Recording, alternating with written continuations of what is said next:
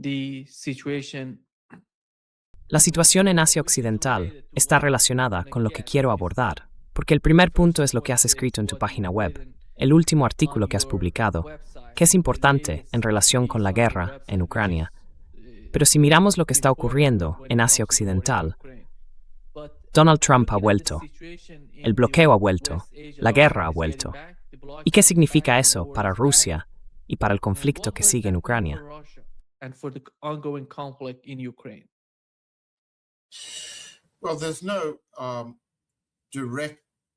Bueno, no hay un debate público directo sobre cuál es el resultado actual, la situación presente o qué significado tiene para Rusia.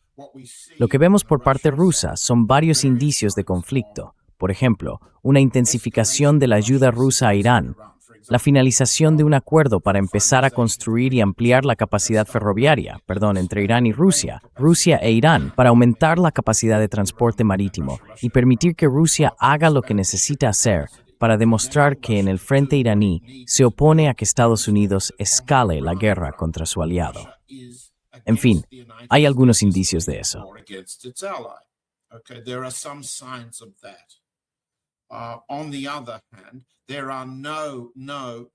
Por otro lado, no hay señales de que el liderazgo ruso, es decir, principalmente el presidente Putin, vaya a tomar las decisiones que corresponden una vez que se acepta, como hace la parte iraní, que es imposible negociar con la administración Trump. ¿Por qué lo digo? Lo digo teniendo en cuenta que algunos comentaristas en nuestra transmisión se quejan de que repita palabras para dar énfasis. En las últimas horas, el verdadero portavoz de Putin ante Estados Unidos, Kirill Dmitriev, ha estado tuiteando, como suele hacer. Y lo que ha hecho en las últimas horas es publicar que ha estado en Baikonur, donde está la base de lanzamiento espacial rusa, para celebrar que un equipo espacial conjunto entre Estados Unidos y Rusia acaba de despegar hacia el espacio.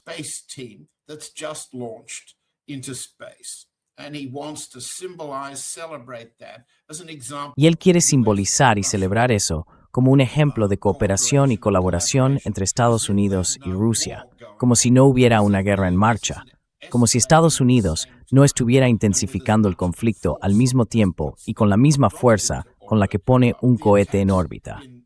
Me refiero a los ataques en el Golfo Pérsico contra Irán y contra Rusia, en todos los frentes, el terrestre, el marítimo, el interior, y así sucesivamente. Así que, básicamente, tenemos un conjunto de declaraciones completamente ciegas por parte de Dmitriev, diciendo que Estados Unidos está trabajando con nosotros, que estamos colaborando con ellos, que tenemos colaboraciones valiosas que debemos proteger, como si no hubiera una guerra en curso. Esto demuestra una ceguera total por parte de Dmitriev.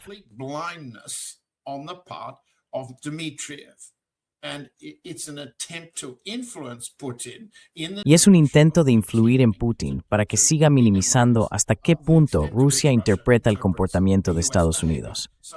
Con señales como esa, además de que Dmitriev sigue culpando a los europeos de la escalada en Ucrania, como si Estados Unidos no participara. Esto no refleja la opinión pública en Rusia, no es la visión del Estado Mayor, tampoco es la evaluación de los servicios de inteligencia. Por eso, mi respuesta rápida a tu pregunta es que ahora mismo hay opiniones muy divididas, porque lo que está en juego es muy serio. Lo que está en juego es que para que la parte rusa recupere el control de la escalada en la guerra contra Ucrania, Estados Unidos y los aliados de la OTAN, Putin tiene que actuar de otra manera. Y hablaremos de eso en un momento.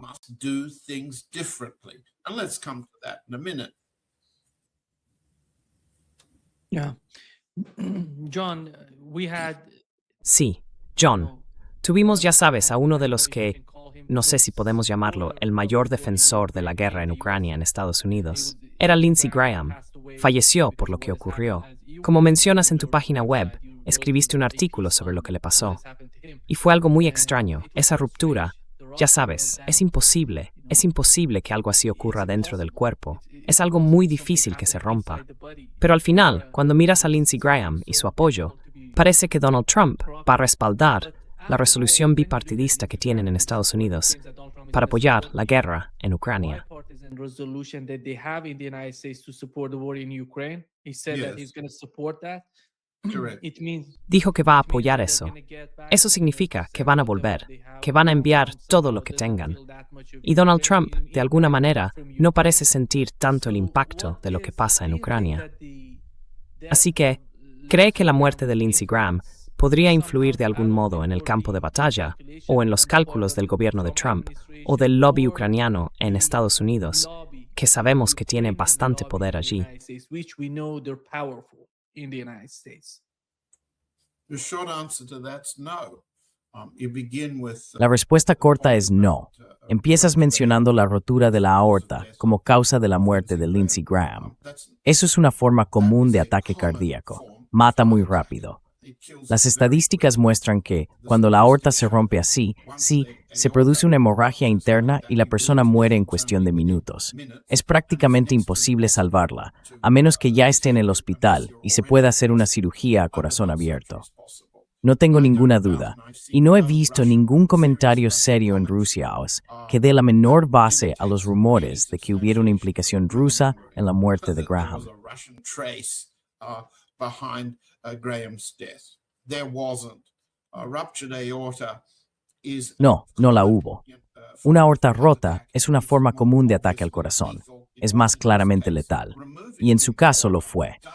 Sin embargo, su ausencia no cambia el consenso entre los dos partidos, ni entre la base MAGA dentro del Partido Republicano y, digamos, la facción de Vance del Partido Republicano sobre la idea de intensificar la guerra contra Rusia.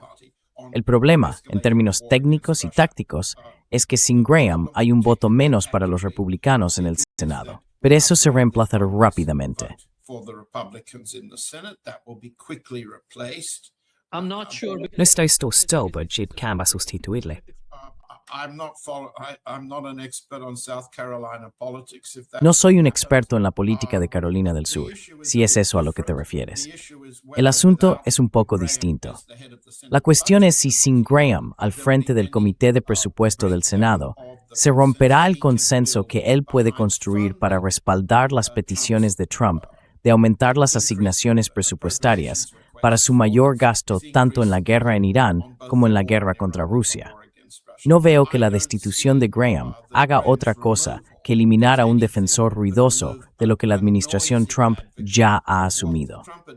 Lo que sí tiende a debilitar, supongo, al menos en el plano retórico y en la prensa, es la división entre quienes están más decididos a intensificar la guerra dentro de la administración Trump, encabezados por Stephen Miller, el jefe adjunto de gabinete, con el apoyo de Rubio, el secretario de Estado y el asesor de seguridad nacional, Ross, y el grupo, bueno, es que hay antes de esa división interna en la Casa Blanca.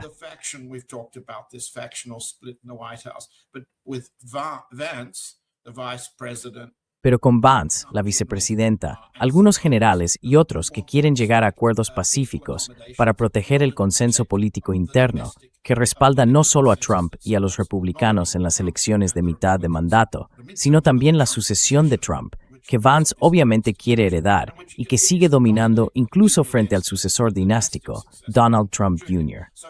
Así que Graham elimina una voz ruidosa, violenta, pero eso no cambia la política de fondo, no cambia los votos y no cambia el consenso fundamental con los demócratas para escalar contra Irán, escalar contra Rusia.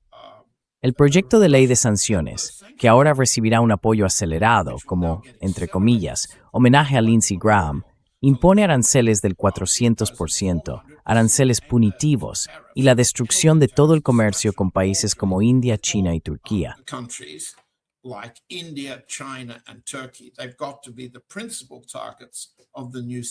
Tienen que ser los principales objetivos del nuevo proyecto de sanciones si comercian con Rusia, de cualquier forma. Así que, endurece la guerra en el mar, endurece la guerra contra todo el comercio ruso y todo el comercio iraní. Eso es lo que hace ese proyecto de ley. Le da al presidente más margen para negociar esas sanciones secundarias, como ha estado haciendo especialmente con la India. Aún no las ha aplicado contra Turquía o China en la misma medida en que lo ha hecho con la India. Pero también dificulta que el presidente use su discreción para hacer lo que personas como Kirill Dmitriev creen que puede hacer, es decir, levantar sanciones contra Rusia a su criterio. Así que este proyecto de sanciones dejaría menos margen a Trump para aliviar las sanciones al lado ruso y al lado iraní. Relief to the Russian side and to the Iranian side. And we can see already that's what's happened. Y ya podemos ver que eso es exactamente lo que ha pasado. Y la gente del lado ruso, que creía en la supuesta flexibilidad de Trump, se ha sentido decepcionada. La exención de las sanciones petroleras secundarias contra Rusia no se ha prorrogado. La exención para Irán se ha eliminado. Así que, antes de la muerte de Graham, ya habíamos visto los primeros indicios de una escalada en la guerra de sanciones. Una aorta rota menos no cambia nada en las políticas del imperio estadounidense, incluidas las de endurecer sus relaciones con los países que protege, aumentando el coste que el imperio impone a esos países para financiar el gasto bélico de Estados Unidos. Y financiar el gasto bélico estadounidense, cuando Estados Unidos está intensificando su escalada, es un coste creciente que se traslada a los aliados. Sin Graham, no hay ninguna diferencia.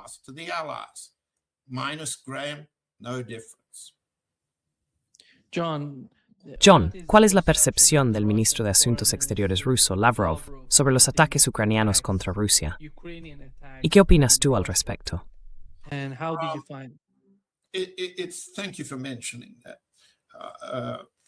Gracias por mencionarlo, Nima. Es una declaración muy seria. Voy a mirar hacia abajo y leerla. Sergei Lavrov, el ministro de Asuntos Exteriores de Rusia, ha estado de gira por África. Esto es lo que dijo hace unas horas, refiriéndose a la escalada de la guerra de drones ucraniana, dirigida por Estados Unidos, especialmente con satélites y drones que operan en el espacio aéreo del Mar Negro.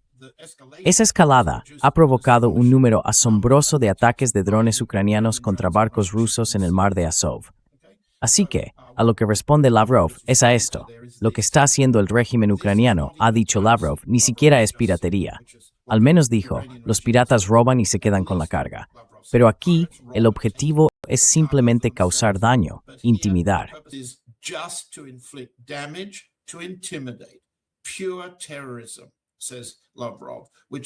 Puro terrorismo, dice Lavrov, que se manifiesta no solo en el mar de Azov y en el Mar Negro, por cierto, sino también en el continente africano. Ahora bien, si uno dice eso y sigue diciendo que la guerra, que el bando ucraniano, junto con Estados Unidos, los europeos y los aliados de la OTAN, es puro terrorismo, está pasando por alto un punto estratégico fundamental. Se intenta presentar esto como un objetivo del régimen ucraniano, pero no es un objetivo limitado a los ucranianos. Es un objetivo del imperio estadounidense. Es un objetivo de Estados Unidos y de sus aliados de la OTAN. Es una guerra en el mar, guerra en el interior de Rusia. La guerra en el mar de Azov va acompañada de la guerra contra los cargueros rusos que se mueven por el mar Báltico, el Canal de la Mancha, el Atlántico y el Mediterráneo. Atlantic and the Mediterranean. It's war. If it's war, not terrorism. Es una guerra.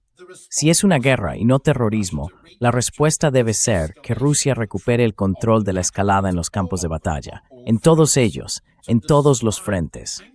Describir la escalada de la guerra de los petroleros como puro terrorismo es un error estratégico fundamental. Pero no es un error porque el Estado Mayor diga lo contrario. Los servicios de inteligencia dicen lo contrario. La opinión pública dice lo contrario. Así que la respuesta a lo que el presidente Putin dijo ayer, ahora hablaré de eso, es que hay que escalar en todos los frentes. Pero el presidente Putin y ahora el ministro de Exteriores que le repite, se niegan a hacerlo. Déjeme ponerle un ejemplo muy sencillo.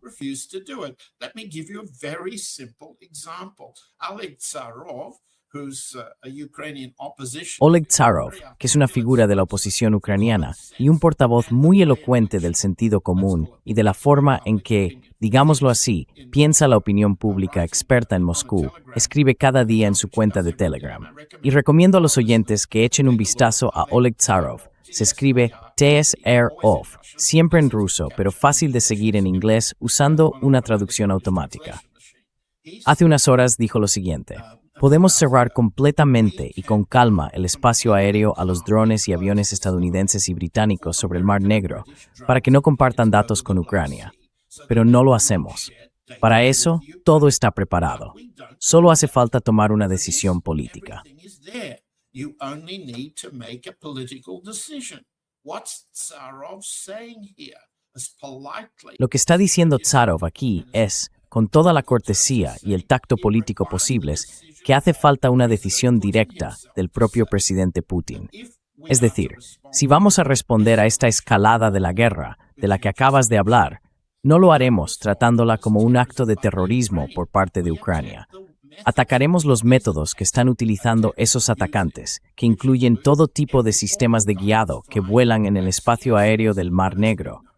Pero, como sabemos, el presidente Putin se niega a permitir que la Fuerza Aérea rusa derribe siquiera drones, una postura que ni los iraníes ni los hutíes en Yemen han adoptado.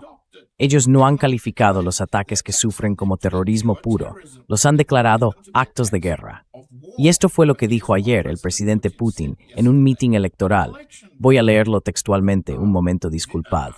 La victoria, sin duda, será nuestra, dijo el presidente.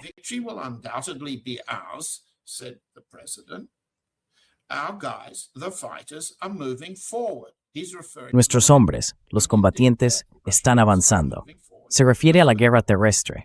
Y efectivamente, las fuerzas rusas están avanzando hacia el oeste.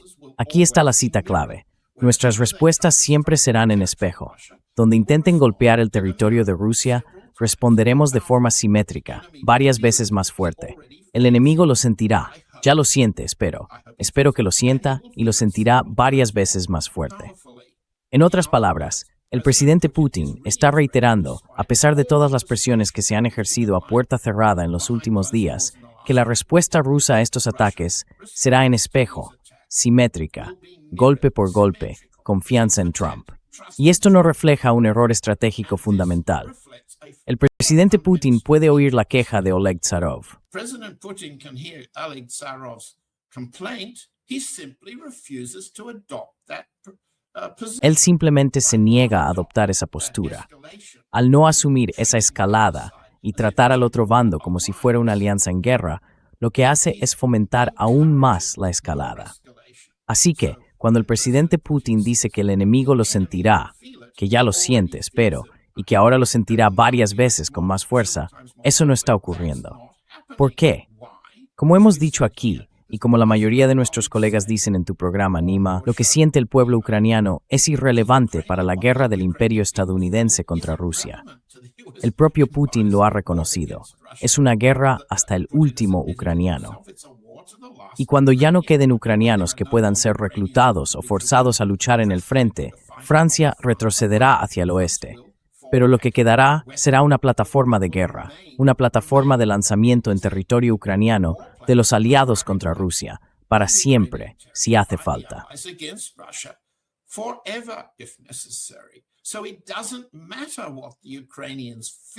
Así que no importa lo que sientan los ucranianos, eso es un error. Lo que cuenta es lo que siente Estados Unidos. Ahora, has dicho algo muy importante, Nima.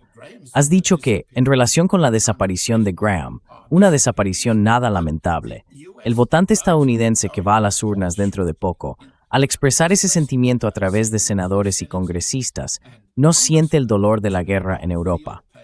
De hecho, el presidente Trump podría convencerles de que está trayendo más dinero que nunca, sobre todo si se compara con la administración Biden en lo que respecta a la compra europea de armas estadounidenses. El complejo militar industrial se está haciendo más rico. Los bancos estadounidenses en Nueva York acaban de anunciar beneficios trimestrales récord gracias a las guerras.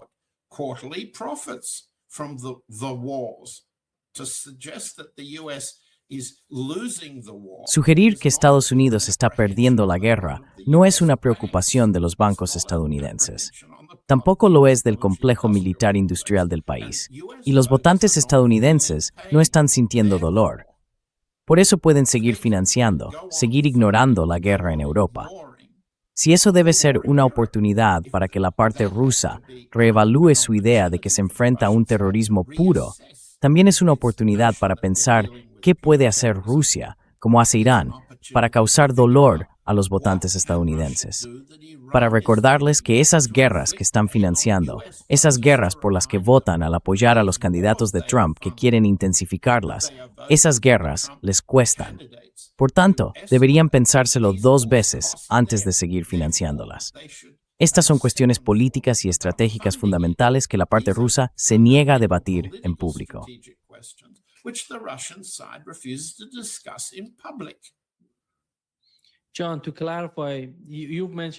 John, para aclarar, has dicho que Rusia no permite que el gobierno ruso o que Vladimir Putin deje al ejército ruso derribar los drones que vienen desde Ucrania. ¿Te refieres a esos drones que llegan desde Ucrania, desde Estados Unidos, desde Europa o de quien sea que los esté enviando? Estás hablando del Mar Negro, no de los drones que los ucranianos están enviando al interior de Rusia. Bueno, estoy hablando de las 2 cosas. Digamos que estamos hablando de drones de reconocimiento. Sí, Estamos hablando de todas las formas de reconocimiento que permiten y guían los ataques con drones ucranianos. Ya sean esos ataques con drones, yo considero el Mar de Azov como una zona interior de Rusia. Lo es, ¿de acuerdo? Estamos hablando de esa zona interior que llega tan al este como la refinería de Omsk. Tenemos una declaración clara por parte de Ucrania, de Estados Unidos y del fallecido Lindsey Graham. El objetivo de la guerra es destruir la capacidad de Rusia para producir y comerciar. Ese es un objetivo fundamental de guerra. No es terrorismo, sin restar importancia a lo que significa el terrorismo. Es un objetivo de guerra esencial. Destruir la base económica de Rusia. Y eso requiere inteligencia satelital estadounidense. Requiere inteligencia de Estados Unidos y de la OTAN, especialmente británica, vigilancia con drones y orientación, porque los movimientos de los drones se guían en tiempo real con información de inteligencia procedente de fuentes estadounidenses y de la OTAN. Otros saben mejor cómo se hace eso desde el punto de vista militar. Yo lo estoy analizando desde el punto de vista político. ¿Cuáles son las implicaciones políticas? In a political sense, what are the political implications?